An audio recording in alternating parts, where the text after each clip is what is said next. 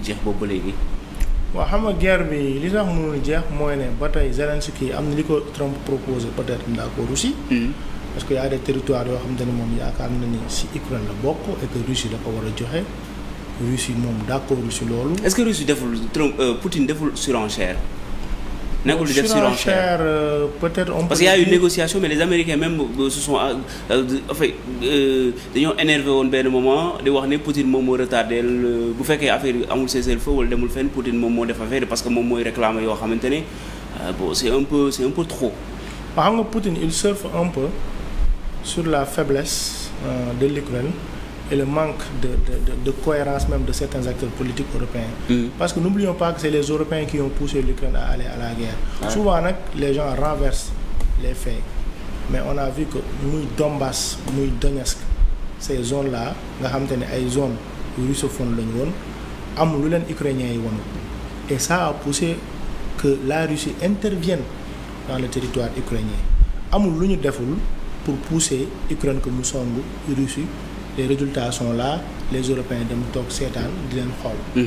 Donc moi je pense que man li may wax loolu laa gëm man d'accorduma un état oppresseur un état buy agressé mais Russie dañ ko pousse et que l'OTAN mi ngi woon devant ses frontières et je pense. que justifié na mu attaquer Ukraine jël ay. mais xam nga bu ñuy dem sur ay régions. xam nga bu ñuy dem sur la chute du mur de Berlin. 89. Gorbatchev li ñu négocié woon li Gorbatchev négocié woon ak je pense que c'était le président Reagan qui était là.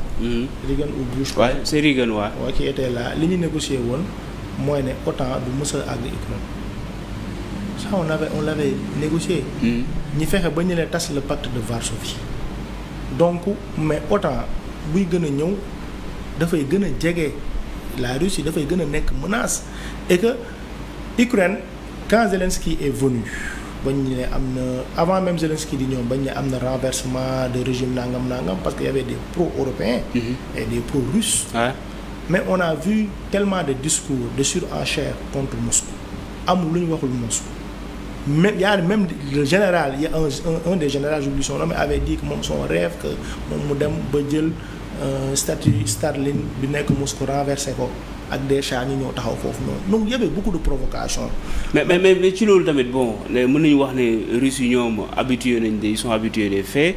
parce que Géorgie tamit en 2008 ñoom noonu la ñu ko def. donc su fekkee ne loolu est-ce que justification bi li ngay wax ne bon dañuy wax am benn pacte bu ñu signé woon respecté wuñu ko la moo tax ñu attaqué donc est-ce que mën nañu wax tamit Géorgie ñoom ñoo leen attaqué te defuñu leen dara est-ce que nekkul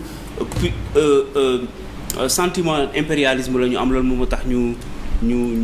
sentiment boobu dama ko déglu parce que dañoo nekk ci monde boo xam ne monde de mënuma ko weddi parce que dañoo nekk ci monde boo xam ne monde de reconquête la on parle de reconquête il y a un historien israélien et un historien libanais je pense qu'ils ont travaillé sur ça on est dans un monde de reconquête c'est pas pour rien que tey Turquie di ne Chypre il yi nekk fii moo ko moom Chine ne li nekk fii di ko xëccoo parfois moom ak Inde ba gis nga ñu siy xeex donc monde boobu ci posture boobu noonu lañ nekk quoi mais pour revenir rek sur la question entre la Russie et l'Ukraine il y a eu beaucoup de provocations de la part d'Ukraine et aussi dafa bëri hypocrisie bu acteurs européens yi def di pousser Ukraine à la faute je l'ai tantôt dit muy Donetsk muy Donbass foofu noonu ce sont des territoires russes mais amul lu leen ukrainien doon def. Ce sont des territoires russes après 2014 bi Russie ñëwee jël la Crimée dafa jël ñaari territoires yooyu. mais est-ce que donc mu am des accords il y a des accords de Minsk 1 et de Minsk 2 donc dans les accords de Minsk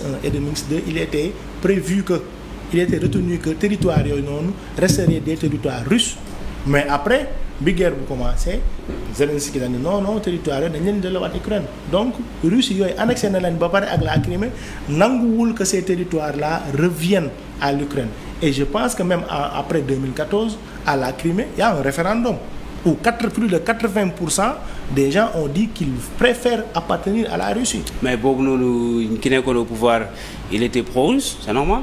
non 84 non c'était en 2014. Ouais, c'est dama ne ku nekk non je pense c'est après sa chute. par exemple Petropol loolu sax moom moo tax mu dem parce que on a eu un référendum léegi référendum bi gars yi ne sur le pouvoir russe la ñuy soutenir léegi. les populations non waxuma référendum bi. référendum bi am la Crimée la. ok la Crimée quoi. référendum bi am la Crimée dama foogoon ne parce que bon quand il y a eu un référendum boo xamante ne dañu ko def Petro Poroshenko. waaw mooy référendum bi ko daaneel quoi exactement mais bon pour continuer si Russie at Ukraine nan nga gisee yaa ngi doon wax européens yi dañu xaw a hypocrite par rapport ak comportement bi ñu yor le fait que ñu joxe ay armes wala ñuy pousser ñi nga xam ne ñoom ñoo di Ukraine est-ce que tamit nekkul ñoom seen devoir lañ def parce que aussi dañuy wax ne su fekkee ne Vladimir Poutine dafa ñëw jël Ukraine mun na songu dëkku européens yi loolu aussi tamit c'est une logique aussi qu'il faut calculer non. mais Russie était en bon terme même avec beaucoup de pays européens le projet Nord Stream 2 c'était entre la Russie et l'Allemagne c'est un projet de gazoduc entre la Russie et l'Allemagne donc Russie même sax bu fekkee amoon na difficulté ak certains pays y compris la Grande-Bretagne mais elle était en très bonne relation avec d'autres pays européens mais souvent européens yi ñoom ñooy bëgg di surenchérir di yokk ay problèmes yoo xam te ni parfois amul et chaque fois ils veulent coûte que coûte chercher l'ennemi et que Russie aussi comme l'Iran c'est une vieille civilisation am na loo xam te ni nii du ko nangu heureusement Trump est là Trump c'est quelqu'un qui est conciliant avec Poutine qui évite une certaine confrontation. et Trump ragalul Poutine nga foog. non du question ragal sax xam nga en géopolitique y a ce qu'on appelle le friend ennemy mooy pays boo xam te ni sa xarit la mais en même temps c'est ennemi la donc Russie ak États-Unis peut-être que c'est des rivaux sur certains plans mais sur d'autres plans Trump a compris que ils ont intérêt à faire la paix. Et c'est ce qu'est en train de faire la Trump. ci loolu ba léegi yaa ngi doon junj tamit ci question OTAN ne bon dañu signé woon benn pacte et tout bon on l'a pas respecté jàppoon ni tamit OTAN li xam nga affaire yi tamit ñoom tamit ci lañu bokk ci zone boobu wala. ci ban zone ci zone waaw zone bi nga xam ne diggante Ukraine ak Russie. ah oui non si lañ bokk ils avaient même promis à Ukraine que Ukraine day dugg Union européenne Ukraine day dugg. mais ils ont même signé je sais pas si c'est appliqué et tout mais le président a même signé ça. waaw accord de partenariat rek mais l'Ukraine jusqu'à présent ne fait pas partie de l'OTAN. mais est-ce que nekkul guerre bi moom moo. mais Ukraine kay bu bokkoon OTAN kay kon kay parce que OTAN moom boo agressé benn pays moom tous les autres pays dañ lay agressé. mais agression bi est-ce que nekkul moom moo antécédé lu nga xamante ne moom moo di adhésion bi parce que aussi tamit dañu wax ne guerre bi déclenché après dañu soulever comme yow li nga wax ni soulever ne du ñu accepter pays boo xamante ni OTAN la bokk di sës direct ak Russie léegi ci ñoom ci la ñu waxee ne kii ne comment s'appelle le président Zelensky ne comme que noonu la bon man damay adhérer mais je pense que question bi dañ ko war a étudier. dañ ko war a étudier c'est vrai dañ ko war a étudier ultérieurement. mais par contre il y a Islande je pense.